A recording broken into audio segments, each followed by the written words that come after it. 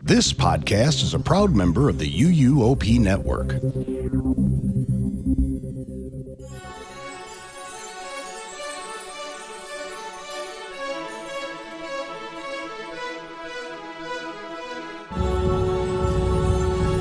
This is episode 718 of the unofficial Universal Orlando podcast for June 10th, 2026.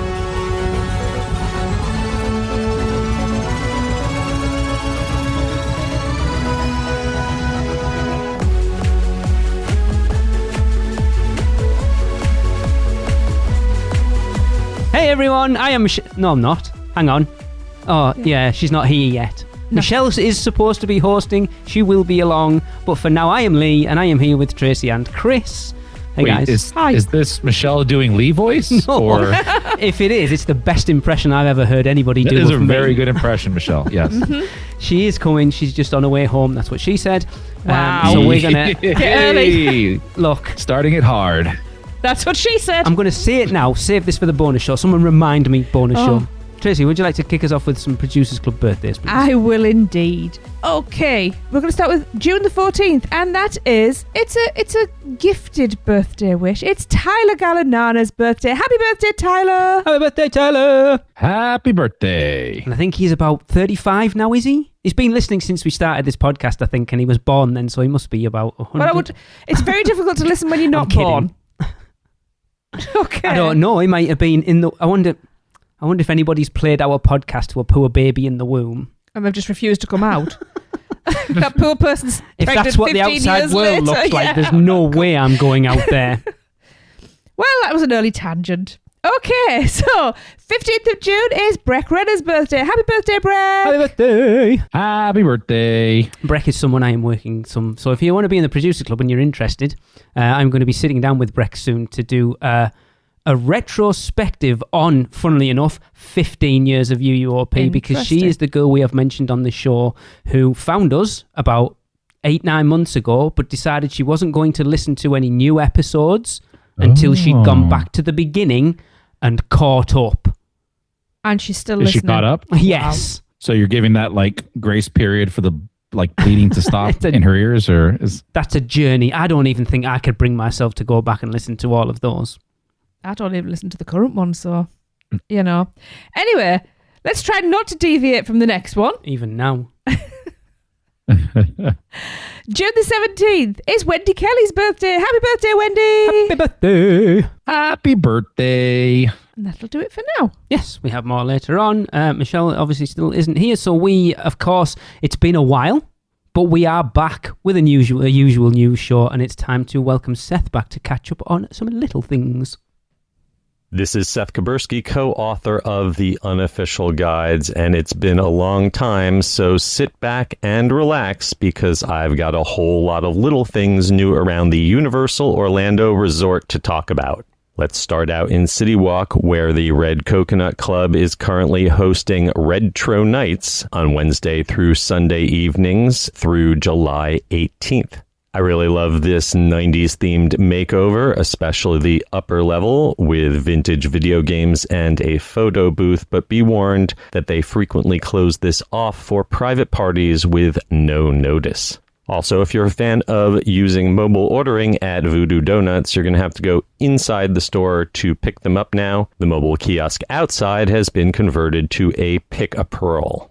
Okay, before we even get into Universal Studios Florida, you can see that construction on Fast and Furious Hollywood Drift has gone vertical, and supports for the spike, which will reach 170 plus feet in the air near the edge of City Walk, have now taken shape. And at the front gates of both Universal Studios and Islands of Adventure, they are now using photo recognition entry without the need to scan your park ticket for the entire day. Previously, they were just testing it in the afternoons. Entering the studios, I'm very happy to report that the background music in Hollywood, which had been switched over to pop music throughout the season of grad parties, is now back to the classic background music.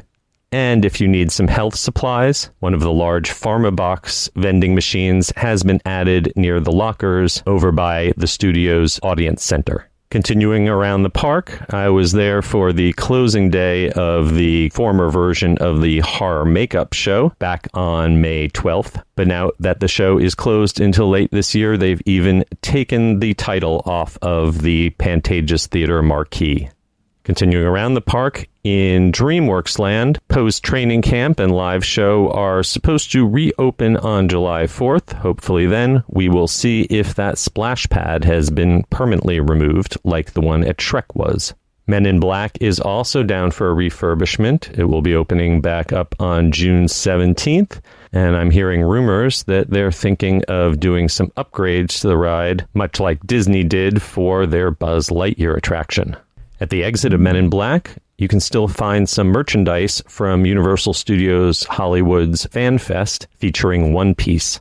Over in the San Francisco area, Universal has given Richter's a summertime Jaws makeover and brought back a lot of the props that they had out for last year's anniversary celebration. Nearby Chez Alcatraz is also celebrating Pride Month with some special beer and cocktails. And Universal's Mega Movie Parade returned on June 5th. Instead of running in the afternoons, this summer it will be running between 6 and 7 p.m. on most evenings, but check the schedule for details. The opening day was missing a few floats, but hopefully they will get the full parade up and running before you hear this. Let's hop over to Islands of Adventure, where refurbishment on the exterior of Confisco seems to be wrapping up, and the Starbucks across from it has finally reopened. However, they did not add mobile ordering to that Starbucks during the refurb. You can still do that only at the City Walk location. Not much new in Marvel Superhero Island, but in Toon Lagoon, Me Ship the Olive will reopen from its refurbishment on June 10th. And the Watsamata U store has been painted over with some new humorous speech bubbles, some of which mock the fact that it's been closed so long. Nice. The Jurassic Park Jeep that sat in front of the Spinosaurus photo op is still not back, and based on the markings, I'm pretty sure it was sent out to Hollywood for their Fan Fest nights. Pteranodon Flyers remains closed, but is scheduled to finally reopen on July 3rd. You're going to have to wait all the way until November 20th to ride Jurassic Park River Adventure again. And you've only got a few weeks left to ride Hagrids using the Express queue, because that option is disappearing at the beginning of July, which should hopefully make the standby queue move much faster. As you know, the demolition of Lost Continent is now well underway, and if you want to get a good look at the destruction of the old Sinbad Stadium, you can get a good view from the queue of the Hogwarts Express. Finally, a little touch that it was good to see. The spinning marquee sign on top of Green Eggs and Ham in Seuss Landing has returned after being gone for quite a while. Finally, Epic Universe celebrated its first birthday recently, and I got to pay the park a couple visits, and there's some big little news. First of all, I got to try out the new Express Now system, which lets you buy a single-use Express Pass for one attraction. It's priced between $10 and $30 depending on the ride and how busy it is. And I thought it was worth paying between $15 and $20 for an hour's worth of savings on rides like Mario Kart and Hiccup's Wing Gliders. However, I wouldn't use it on Yoshi or Fire Drill. I can confirm that you can buy Express Now multiple times for the same ride during the day, and you can buy Express Now for more than one ride at the same time as long as the return windows do not overlap.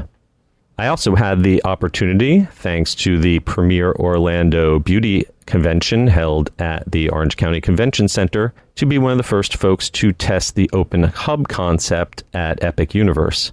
Registered guests at the convention were allowed to enter Celestial Park after 5 p.m. and use the shops and restaurants, but we couldn't go through the portals or ride any of the rides because new facial scanners were installed. These portal scanners work different than the ones at the front of the park because you don't have to stop and stay still. Instead, they can do the photo validation while guests just continue to walk in. So we didn't see any backups or queues because of them. The only folks who seemed to have an issue were annual pass holders who had bought single-day tickets and were being asked to stop and scan at each portal. This was only a small-scale test for a private group, but hopefully it will lead to more people, maybe hotel guests and annual pass holders, being able to enjoy the shops and restaurants in Celestial Park after dark. All right, heading into those portals, in the Isle of Berk, dragon drones have once again been spotted testing, although they are not yet on the regular schedule. And the Viking training camp was closed for a refurbishment, but it is back open again. Good news, bad news, inside Dark Universe. For some reason, Monsters Unchained has removed the 3D lenticular bat display in the queue, which I particularly liked, and replaced it with a flat 2D video. But the good news is I finally got to see the ride with all of the figures, including the finale Dracula in A mode, where his motion and the light on his chest are all in sync. In Super Nintendo world, I don't know if I just have bad luck or if it's been broken for a while, but the Crank Challenge has been out of commission for my last several visits. The good news, though, is that Toad is back. He was having some costume difficulties and disappeared after his initial debut, but he's once again making appearances in Super Nintendo world. And to wrap it up in Celestial Park, Pizza Moon continues to be the most popular quick service restaurant in the park. But if you stop in between 3 and 4 p.m., you can probably get a seat with no wait. And if you collect vinyl albums, there's now a 2-disc commemorative set with all the music from Celestial Park. It'll set you back $60, and there is no annual pass discount. All right, that's going to wrap it up for now. As always, you can find me and my books at theunofficialguides.com, where pre-orders are now available for my 2027 editions. And until next time, I'm Seth Kaburski, keeping an eye on all those little things for you. Right, there's a lot to unpack there. Mm-hmm. Oh, yeah. First of all, I know Tracy is going to be annoyed. I saw the face when he mentioned it. Annoyed, I'm devastated. No, that's not what I'm going way back. The Pearl station replacing. I mean, we never used the Voodoo Donut mobile ordering, but obviously they've taken the Pearl thing from Lost Continent and plopped it into City Walk, I'm guessing. I know a lot of people enjoy doing this. I don't like it. So that's as much as I'm going to say. You don't like doing the Pearl thing, or? I'll be honest, I don't like killing an animal for a little bit of grit, which is what they do there, because there is a way of doing it without killing the oyster, but they aren't. I mean, Lee, you can cut that out. I can understand that. No, I'm not a fan. It's another one of those crappy upcharges in theme parks that I think we should be past by now. I'm not saying that if you want to do that, I'm not going to think anything worse of you. Just personally, I can't. Yeah. I couldn't do that. But I'm not bashing anybody who does it, because I know a lot of people that's a memory for them. Of course, that's if that's your thing. That's absolutely brilliant. It's not for me. I mean, I will say that we have done it a couple times. Mm-hmm. It is something that. Oh, then she hates you now, Chris. I know. Well, no, she should hate Alexa more than me.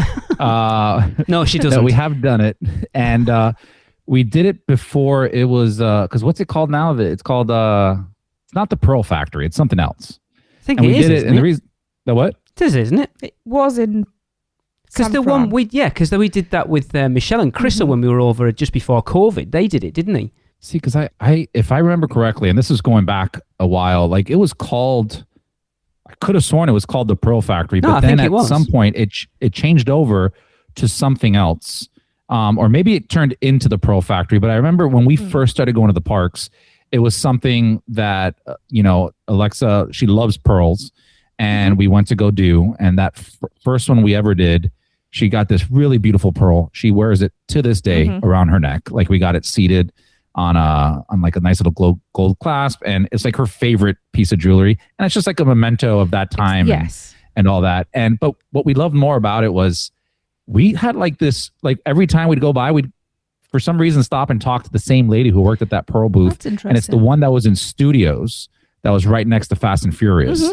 Yeah. And honestly, she's been doing it for like she was the one that did Chris's. She said she'd been there for like 20 years or more. She's amazing, and like we would just go there and talk to her, and she remembered us every time. Like, it's amazing. Yeah. And then it changed over at some point to another company, and then she wasn't there, and we never did it again because it was like it felt different. It felt like they were just doing like, oh, come to the Pearl. They didn't do like all the, you know, the ceremony thing, and I don't know. It just felt cheap. So yeah. I mean, don't get me wrong. I love pearls. I think they're really pretty.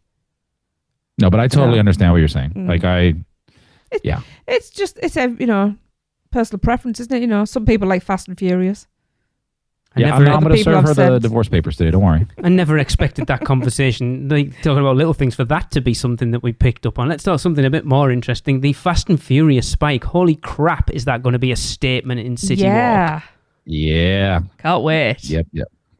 I mean, it's similar to like the Rip Ride Rocket, like, you know, climb, the hill climb. Yeah. Having that giant, you know, piece of architecture coming out of the ground and seeing that from all over the park. What is going to be interesting is I wonder if people will have the same feeling about that spike in City Walk that they have about Category 10. Everyone's up in arms about Category 10.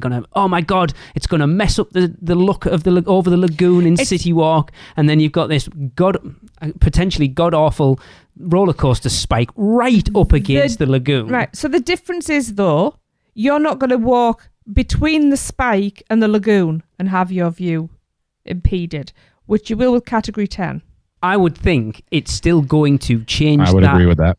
I still think it's going to change that landscape and that view of City Walk. Not necessarily, however you look at it, in a negative or a positive way.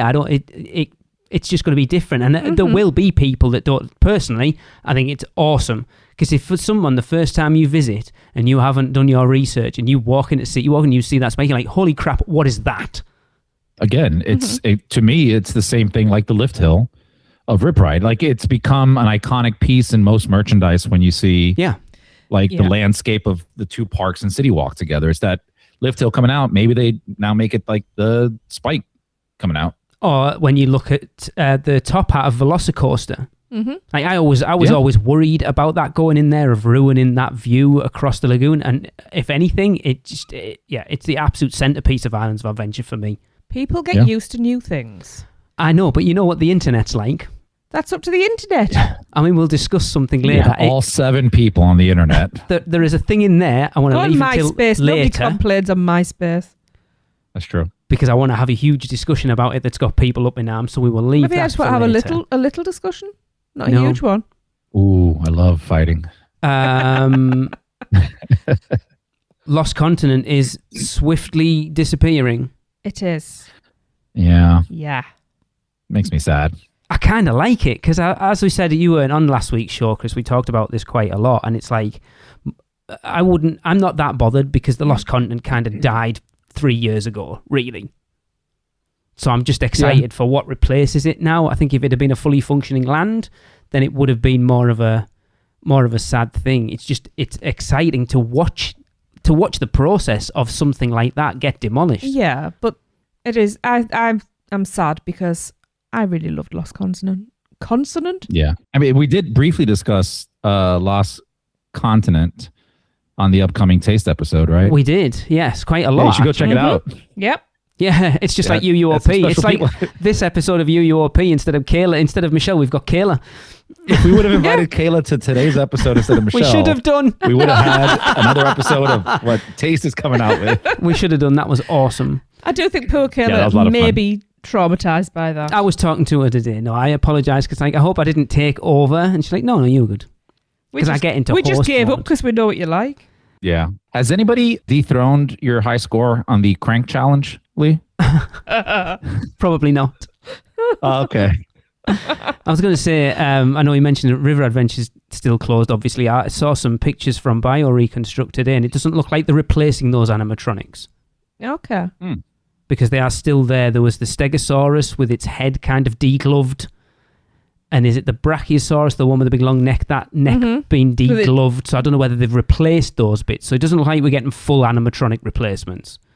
I really, really hate how you use the word degloved. I know it's the word to use, but I've been watching The Pit lately, and it's like a ER medical show. Yeah. Okay. And when you see degloving, it's a completely yes, I know. thing. It's disgusting.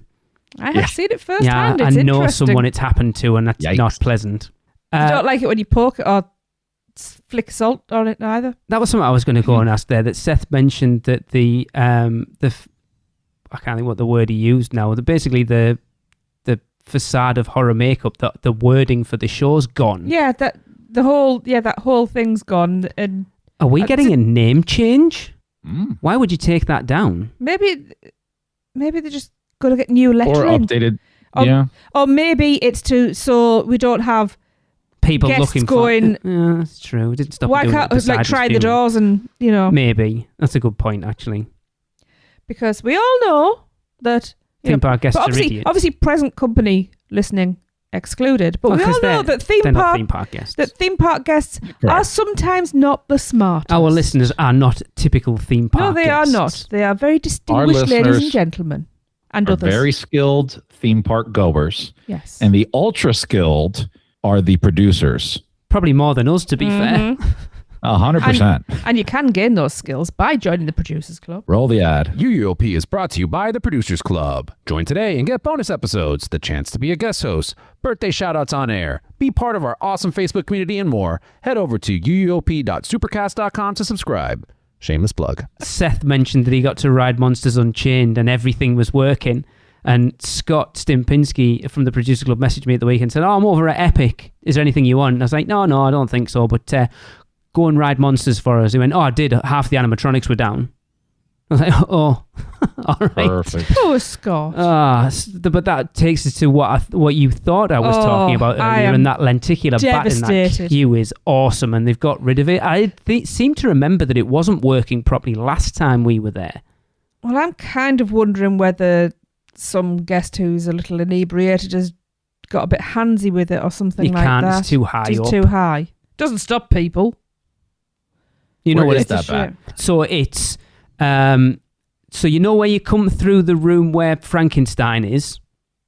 Yes. With the old Frankenstein with the body with like the scanner, and you go round to the right and then round and then you go like down and through a doorway. That leads you basically to the little bit of a queue before you go into the first pre-show. It's literally on the wall by that doorway there behind Frankenstein.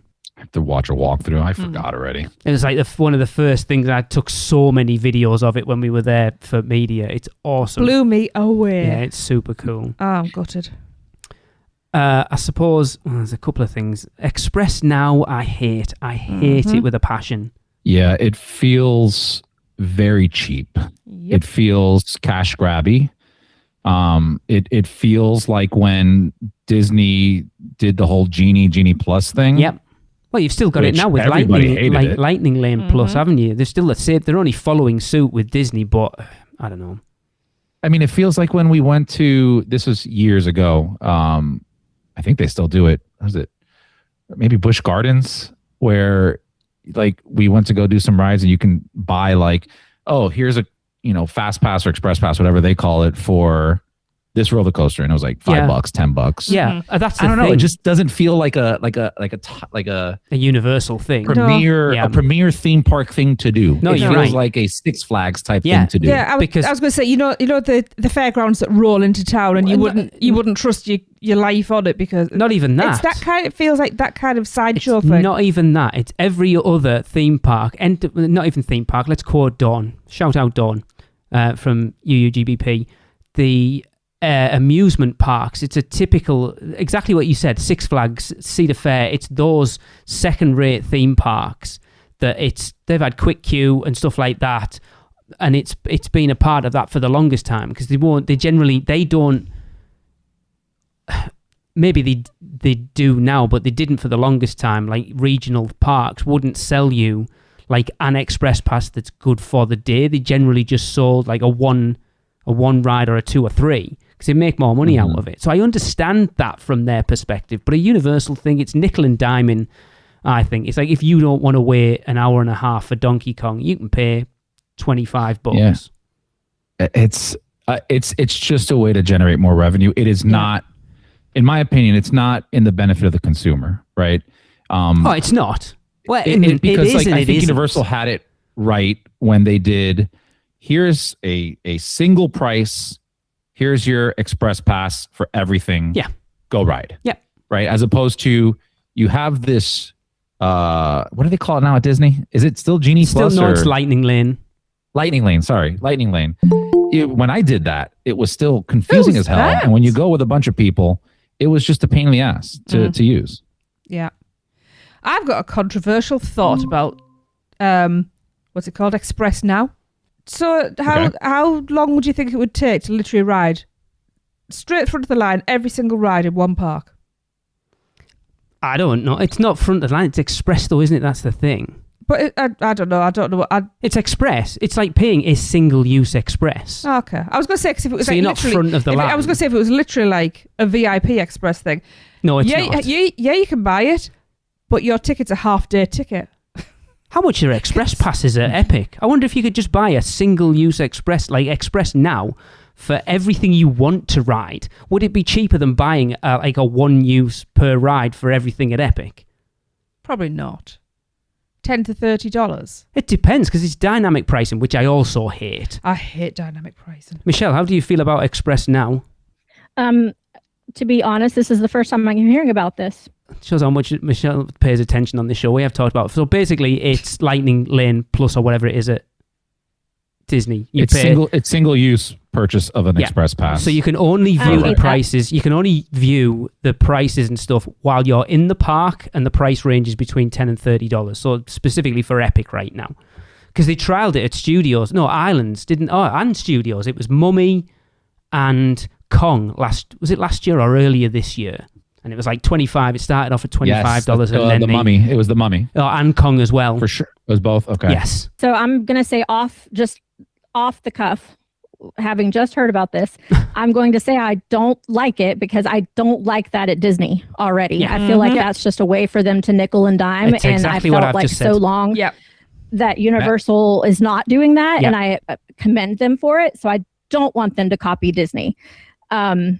And I also have felt for a long time that Express is getting busier and busier, and it's taking away, especially at HHN, it's taking away the max benefit that used to offer. Oh so my now God. We're adding more opportunities in for the express line to get crowded, and it's just going to devalue it. So I don't like the concept. Look, it's similar. I was just going to compare it to like down here in South Florida, we have express lanes, right? And before it was, traffic is so bad that we're going to have this one dedicated lane that you pay a price and you can go in and you kind of go past everybody. And that became so popular that it was too crowded. Yes. So then they expanded it to 2 lanes and some places 3 lanes, where now there are more express lanes than regular lanes, and people are paying to do that. And it completely defeats the purpose. Like, you are making the regular traffic even worse by doing the express. And it's you're creating your own problems. I mean, it even going back to their problem of, what is it? Hagrids. I was going to say, you're removing express from Hagrids. We'll discuss that more later.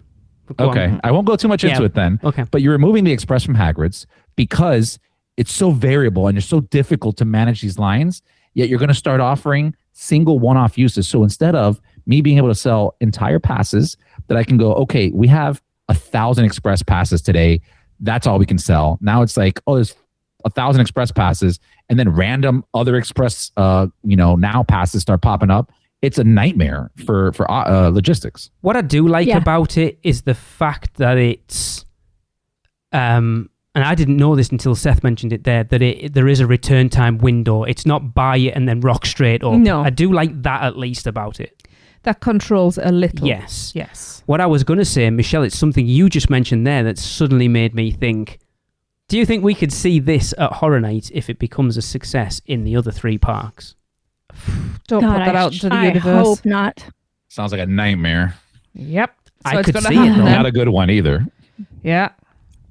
Well, and let me tell you what happens because it's the same, the return time thing. It's the same at Disney. You can buy a one-time virtual queue over there, and it gives you a return window. However, this is what happens, and it happens more often than not, is that something happens with the ride and it goes down. And so then therefore that virtual queue, your return time gets pushed back and back and back further. So let's say you have a park hopper ticket and you've bought this return time for blah, blah, blah, and you've got dinner plans. Your whole day has to center around that purchase. Mm-hmm. And it quite often ruins everything. And sometimes you don't even get on the damn ride.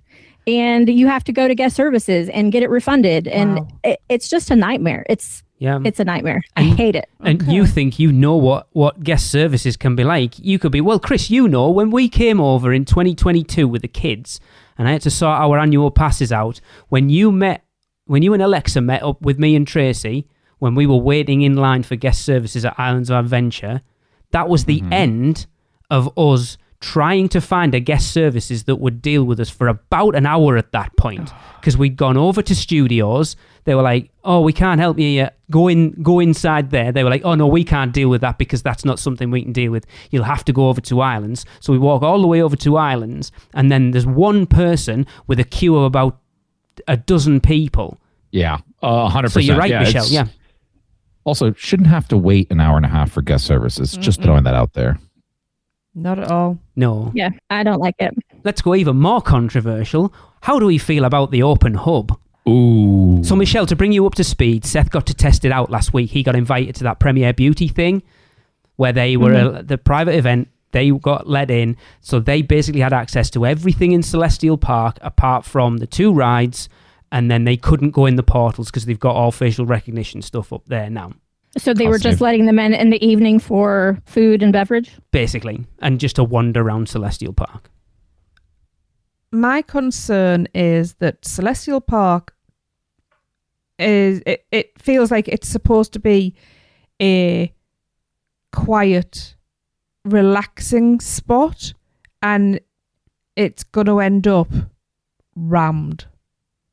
That's my concern about Celestial Park.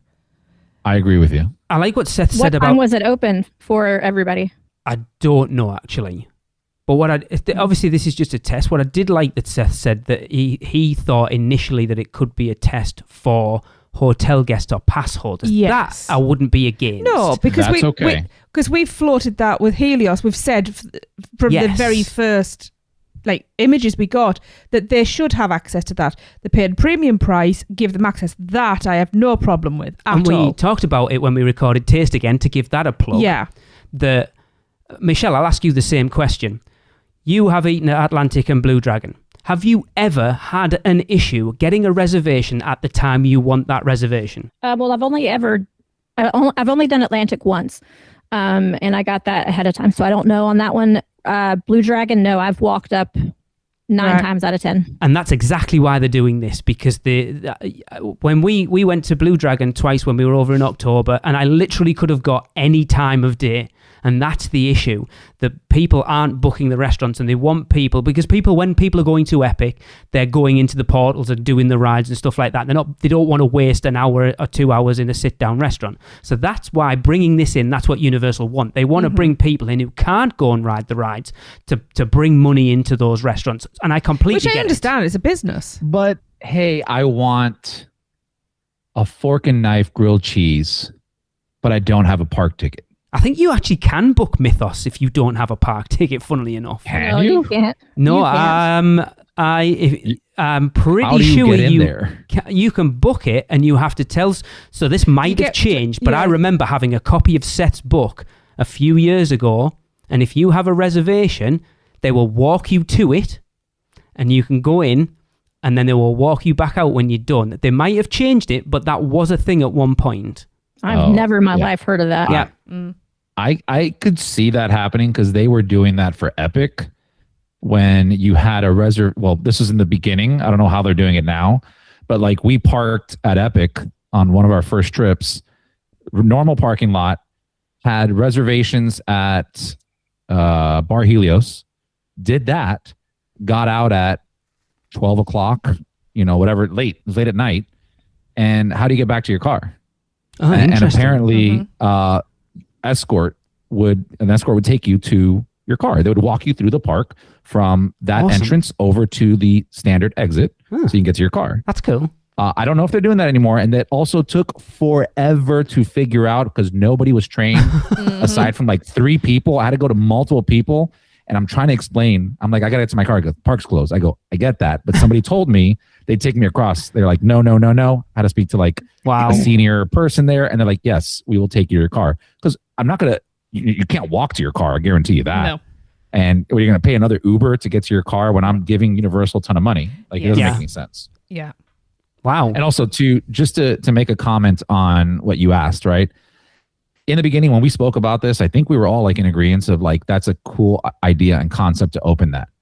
I firmly believe even more so now that if they do that, it should be restricted only to Helios, Stella, and Terra. Okay.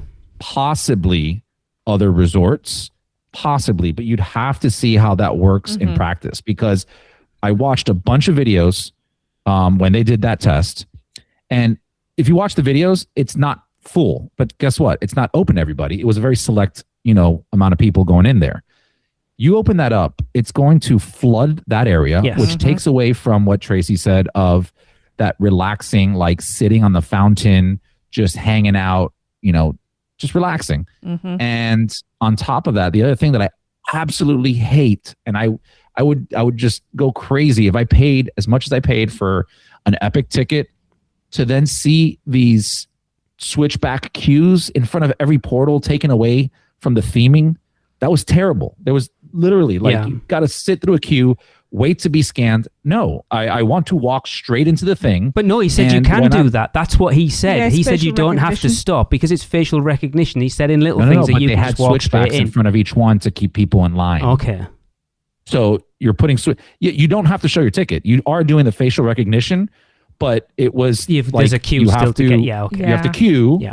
And imagine seeing that in front of like Super Nintendo World. Yeah. Like how terrible would that be? So here's a thought then. So we've been told that the capacity for this park is 50,000. How maybe that capacity is getting up to 50,000, that doesn't necessarily include ticketed guests. So that 50,000 is ticketed guests plus people who can get in and use Open Hub. Which is surely the hub can only be open if the park's not at capacity then.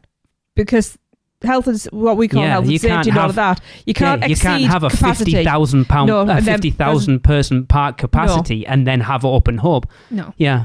Because the fire department would shut that down immediately. Let me ask you this, guys. So, except for us crazy freaks who would like to just go and walk around Celestial Park and have absolutely nothing else in the world to do, how many normal people, let's say, would really want to go into Epic without a park ticket and without a reservation at Blue Dragon or Atlantic? What would be the point for most people? My thought would be kind of what Chris has just said.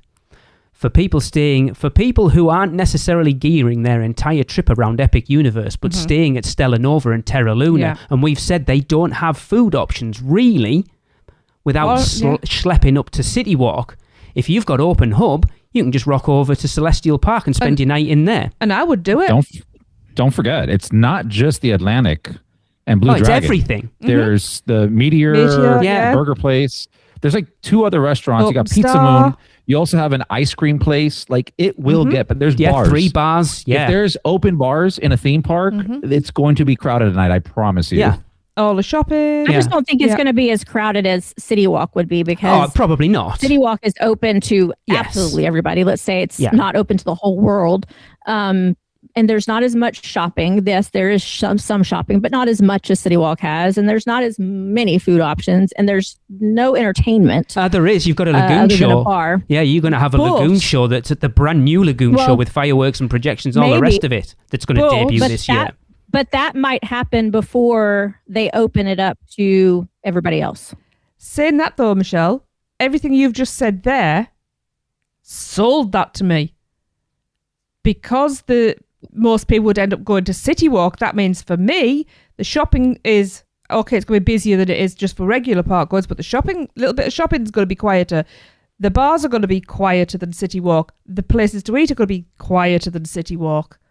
I think the argument is you're not going to get people who are staying at those hotels around the North Campus going in. But I don't think so. Like I said, for people staying at Stella and Terra Luna, it gives them somewhere to go on a night, and they don't have to have a park ticket. So, for example, people arriving on their arrival day, they don't have to have a park ticket, but they can still go into Epic Universe for a few hours. Mm-hmm. We'd totally take advantage of that. And you have enough restaurant options that if you have a longer trip, you can check out a new restaurant every night there and have something, you know, different.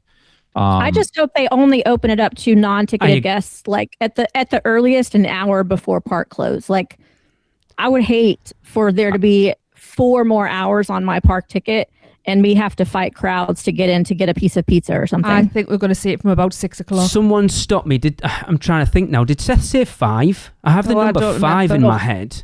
I can't remember. See, that would be a no-go for me. That 100% would hate that. I'm with the hour before. I don't think it will be. The most.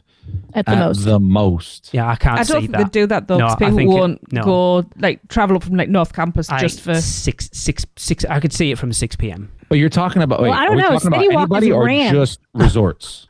How incensed everybody this is. It's quite... This is like everybody wants to... That's a good question. Anybody or just resort guests? Well, we don't know.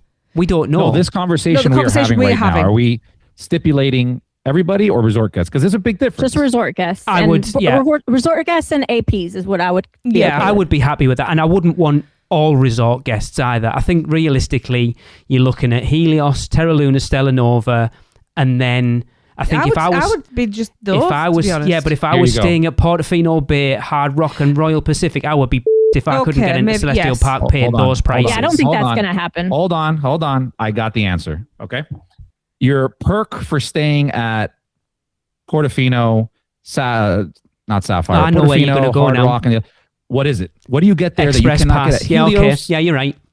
Your selling point you're right. For staying at a Helios, Terra, and Luna is Celestial Park access from X amount of time you're right. on. That's perfect, actually. Boom. You don't need to sell express passes or you don't need to include them because you are not ever going to get them. I hope everybody hears that. Yep. Mm-hmm. Will never come.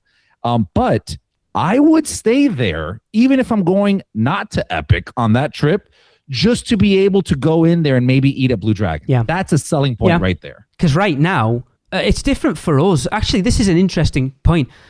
We've still got so much to get to this conversation. Right? This is an interesting thing because you and Chris, you and Michelle already have a very different experience going to Epic than me and Tracy would if we were going. Mm. Because you can only buy single, or is it up to Michelle? Remind me, is it 3 day? Is most of you get 3-day tickets or 5-day tickets? I honestly don't remember right now. We can get 14 days. I don't really book anymore. My agents do all the booking. Oh, bloody hell. That can't be bad, is it? I want someone to do all my work for this podcast then, Not please. my personal booking, but I haven't really booked people lately, so I don't know. That's fair. I want to say it's 7-day tickets, whereas we can get a 14-day ticket. Mm-hmm. So for us, it's not really a consideration because if we were coming over, we wouldn't buy annual passes now. We would get the 14-day ticket, which gives us 14 days access to Epic. Mm-hmm. So it's not really aimed at us either. Yes, park to park, the full way. We can go wherever we want, whenever we want for 14 days. So that takes away, any UK visitor debate or question, right? Yeah, that's great because you can go to islands and then go have a ice cream over at Celestial Park. Yeah. But we've got tickets. It's a difference. No, it's not just but that's open what I'm to saying. anybody.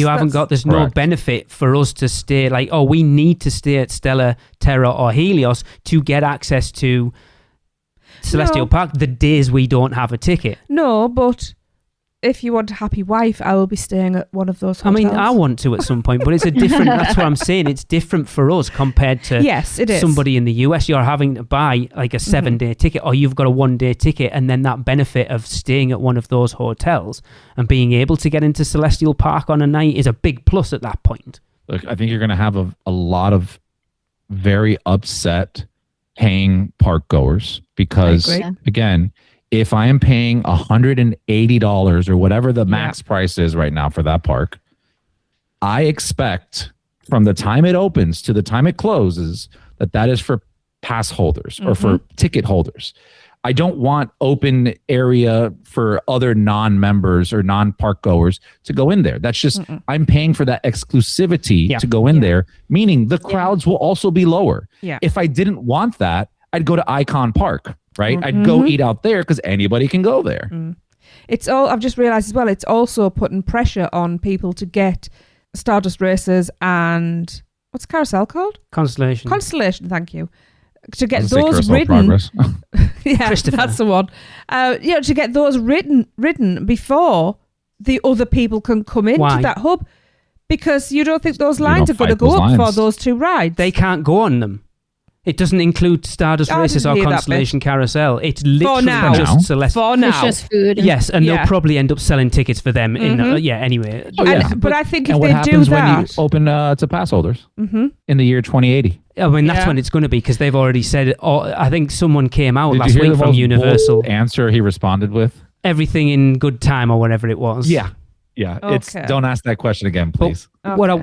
I was just going to say, though, if this does get rolled out... No, I know it will. Well, when this gets rolled out, I think they do have to do something about the ticket prices. Because like Chris said, if you're paying $180... Okay, let me just jump in then, because you've kind of led into what I was going to say. So as of, I'm not sure if it's now or the beginning of next month, I mentioned this to you the other day, Chris, annual pass holder single day tickets for Epic Universe are going down to sub $100.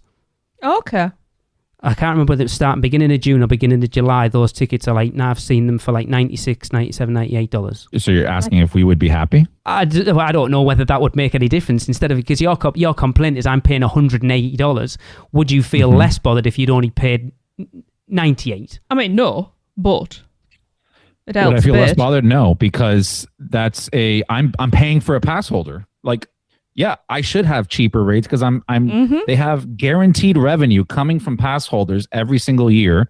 There are benefits and perks that you should have. Because you've inflated all your prices doesn't mean that giving me what the park ticket should probably be around as a quote discount would make me feel better about you now giving other people access and reducing the level of enjoyment I would have there. I will have a less enjoyable time with more people there. It's a fact. I think anybody would feel the same way. Do you know what, Chris? If you're doing that. You're right, and you should have been there on opening day and seen the quiet crowds. Whoa, that wasn't me. I didn't say that. I love you, Chris. I think there's a good place. I wish I would have been invited, but you were invited. Don't give me that crap. If we could go back, I would be there and I'd drag you along. Alexa said you didn't want to go. I'm sorry. I was just pulling your leg. I'm sorry. Wow. It's okay. That was a heated debate. I think Michelle, we need to move. That's why I did that, to try and just... This could be a whole episode discussion. Yeah. I think it pretty much has been a whole episode discussion. So should we get Michelle's input on the crank challenge? No. Okay. She'd be good at that, I'm sure. Wow. Anyway. Okay, so let's move on. It is time to head on over to a listener for Which Cone Makes You Moan. When you're hungry after riding on a dragon, hot and sweaty and your energy is flagging. Don't want no blade, I don't want no little bowl. Wanna use my tongue and my heart and my soul. Just like kicking, baby, just like BBJ. Or are you classic, baby, classic all the way? Rich and creamy, yeah, you know it's gonna stick. When you put your face down in it, it's so tasty, hot and thick.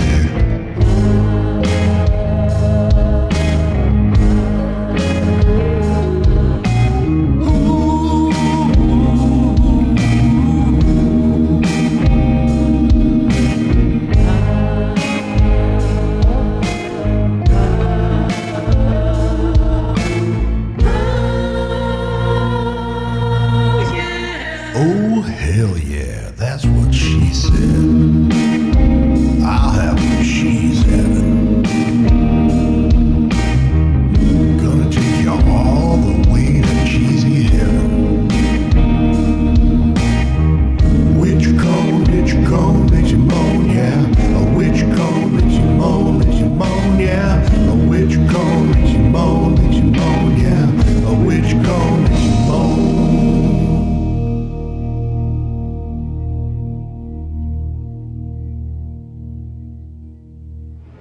Hi, this is Sonia. And this is Paul. And we're at Epic Universe to do which cone gets our Moan. So we had the classic mac and cheese. We've had it before, but we didn't get to review it because we weren't doing the reviews yet. I don't know. I mean, it's pretty good.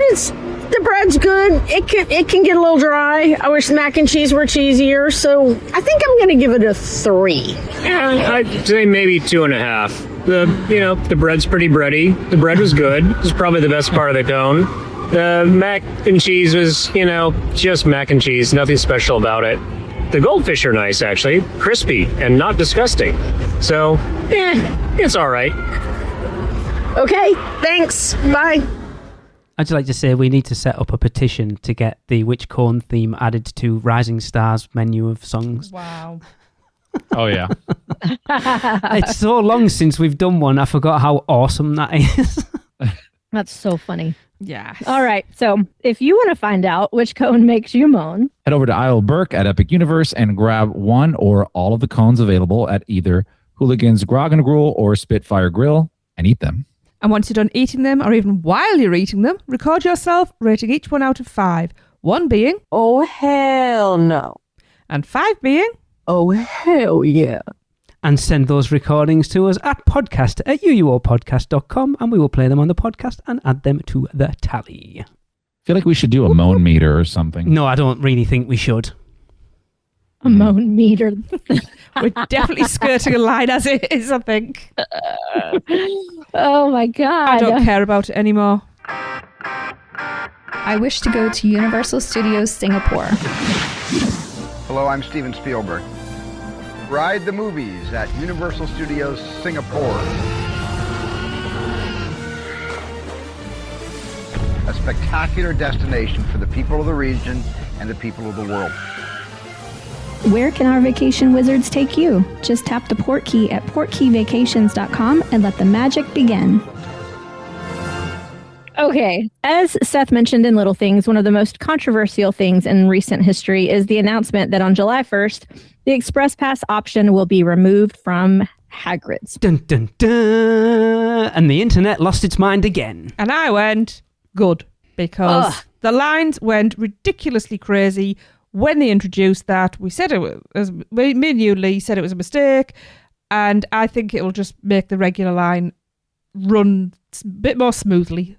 So, sorry, that's my 2 pence. Apparently, I'm a bit of a snarky tonight, apparently. I will let Michelle and Chris go because I have many takes on this. My opinion has changed. So my opinion is that they should just, instead of taking it all away, why can't they just monitor it a little better? Like, not let people into the express line once it's like at a certain point, or I don't know, give it some type of return time. I hate return times, but taking it away altogether is not the answer.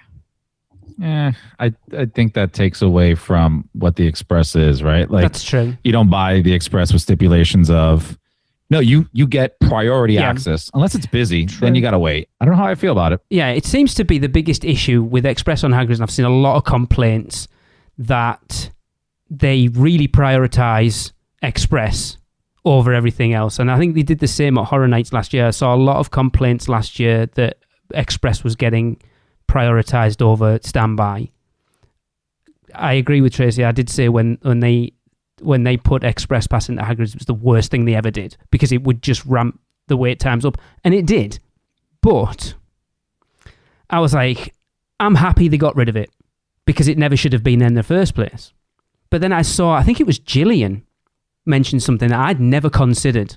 She's like, what about all those people that went out and upgraded their annual passes to the Premier Pass to get Express Pass after 4 specifically so they could ride Hagrids? And I'm like, I bet a lot of people did that. There are quite a few people that have mentioned that in the Facebook groups as well as the Universal subreddits. I don't know how large of a majority that is. Obviously, like, you'll hear from, even if you heard from like 15 different people on different posts, like, that's not the majority. Like, we don't know if that's the case there. Are people really upgrading to an additional X amount of hundreds of dollars for one specific ride? I'm not saying they're not. I'm asking that in general. What do you guys think? It wouldn't surprise me. If I were local, I probably would.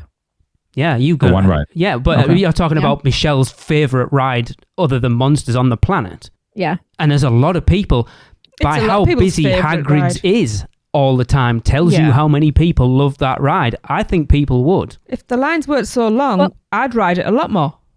Me too. Well, and I have a question because I have been quite often over the past few years with Express and without Express.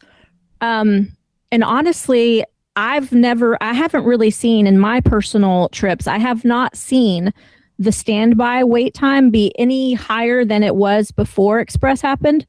What I have seen grow is the wait time for the people that do have Express. So, for instance, on one of my recent trips, I did have Express. We hopped in line in the Express line right before park closed, and we waited for freaking ever to ride that ride. Okay. Now, go back to my last trip, and I did not have Express, and I hopped in the standby queue. I flew right past the Express Pass people. Interesting. So, are they removing it because the Express people are getting a bad deal, or are they removing it because the standby people are getting a bad deal? I think it's because the Express Pass people are getting a bad deal. That's an interesting viewpoint. I don't know why they would, because as long as they're making money out of it, they don't give a shit about the Express Pass people. Well, they're not getting money out of it, whether they have it or not. I mean, Express is Express. Yeah, but they're paying. Well, that's true. Yeah, but then if people are upgrading their passes, they're making extra money out of the fact that has now Express. I mean, it's interesting. We've never seen this before. We have never seen a ride get Express Pass granted and then taken away. I mean, isn't the standby queue still like around, doesn't it hover around 120, 180? Shall we have a look what the current wait time is? It is Monday at 4:15 in the afternoon in good old Florida. The current wait time... Because I've never seen it go above that. No, but that's still high. Like, I would not... I can tell you... Yeah, but that's what it was before Express. No, it's definitely gone up. You go at quieter times, though, don't you, Michelle? No, not really. So you go in the middle of June? I have, yeah. Last year I did. The current wait time in the middle of July, actually. Hagrid's Magical Creatures Adventure is 75 minutes, which actually isn't bad. I still wouldn't wait 75 minutes for it. Ever. Yeah, so I really think it's because it's too long for Express Pass holders. I don't think it's because of standby.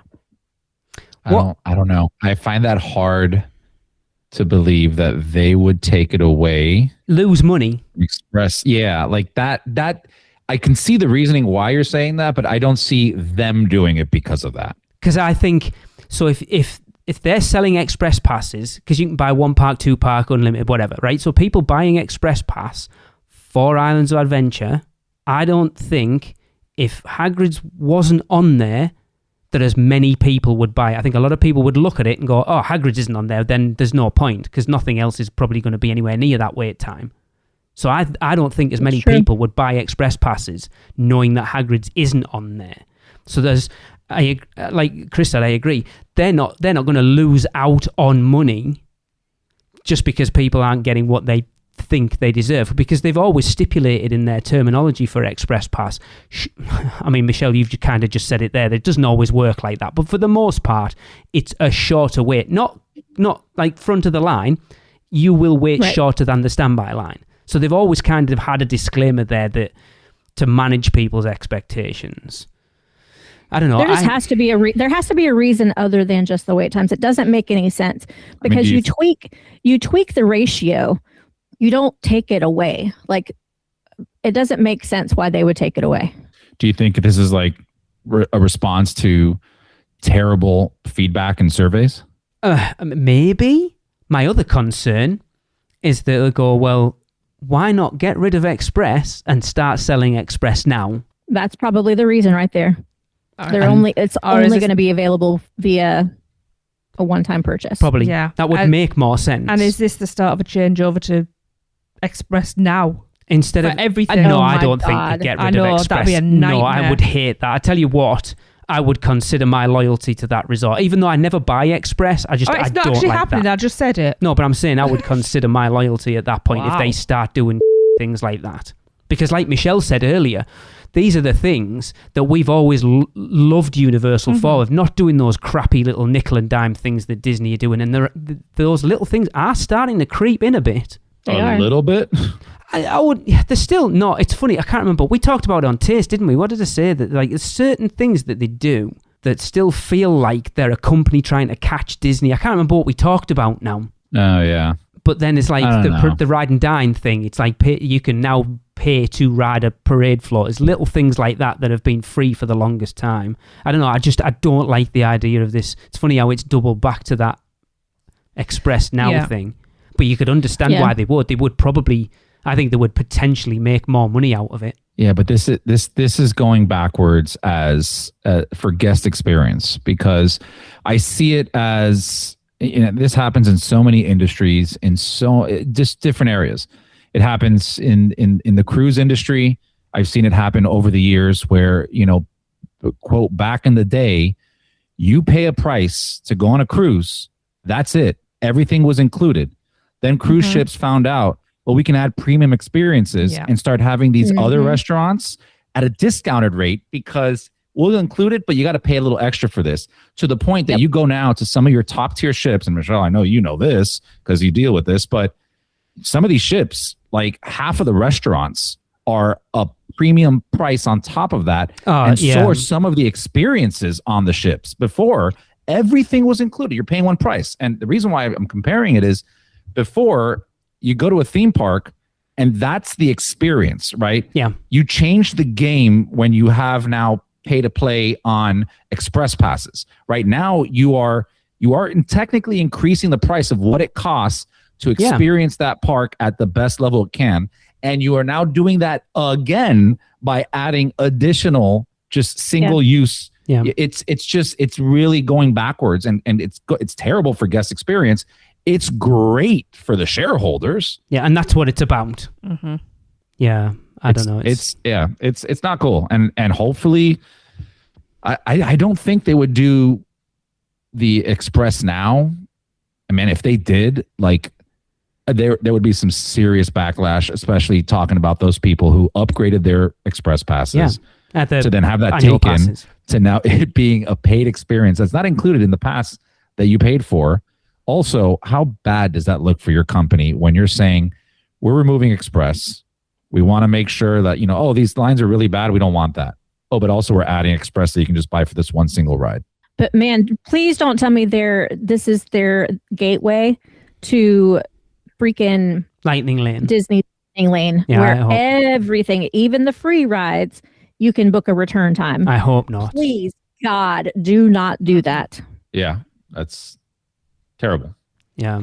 Because in order to put this technology, the Express Now technology, into the app to allow people to have return times, that technology can easily roll out to every ride there.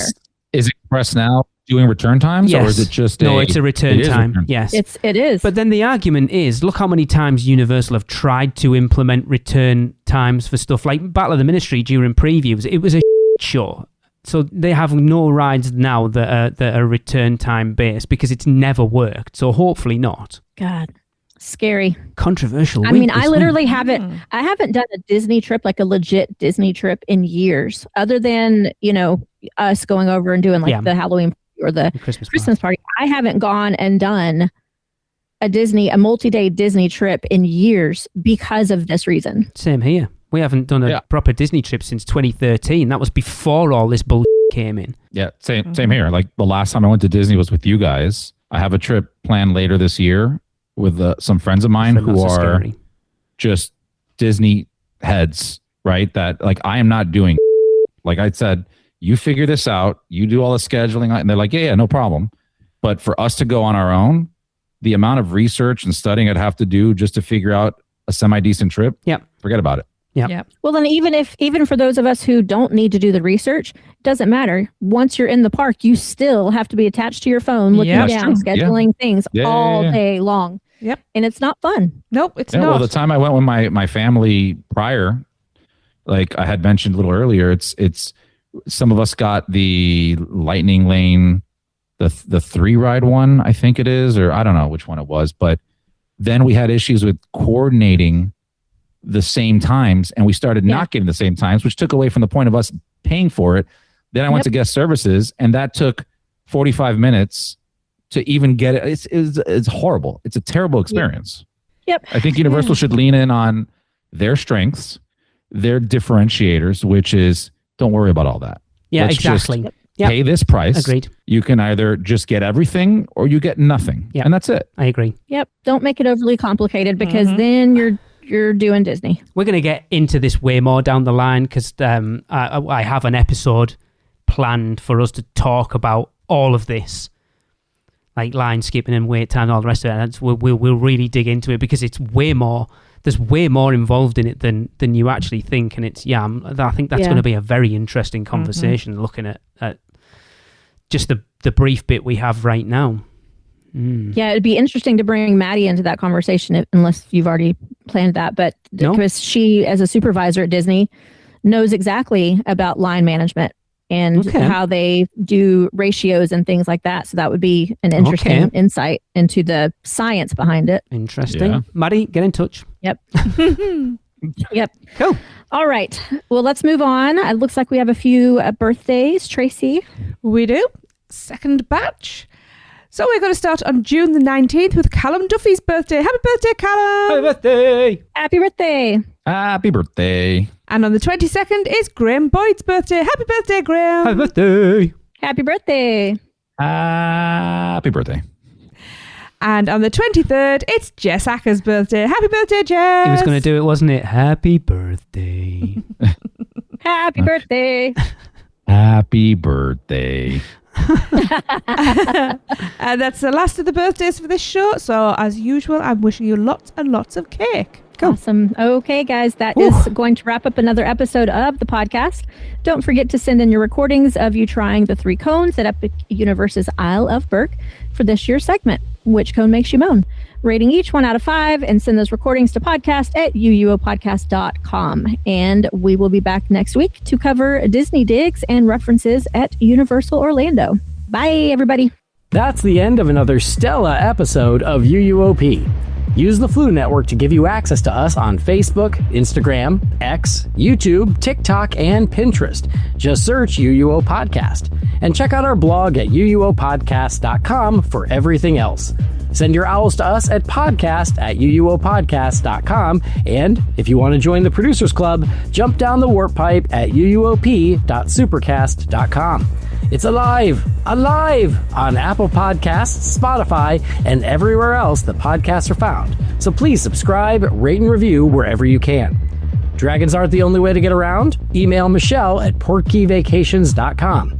She can take care of all aspects of your next Universal Orlando vacation. Listen to them, the children of the night, the children of the UUOP network. Rush of Fear Halloween Horror Nights podcast, the theme park duo for all your West Coast news and info. The Taste of Universal, Universal Orlando Food Podcast. Portkey Passport, an adult-centric Disney podcast. The Unofficial Universal Great Britain Podcast.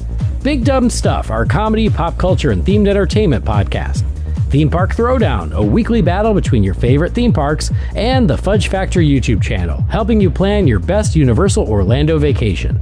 Make sure to subscribe and come back next week because in the end, it turns out all we needed was a little more of this.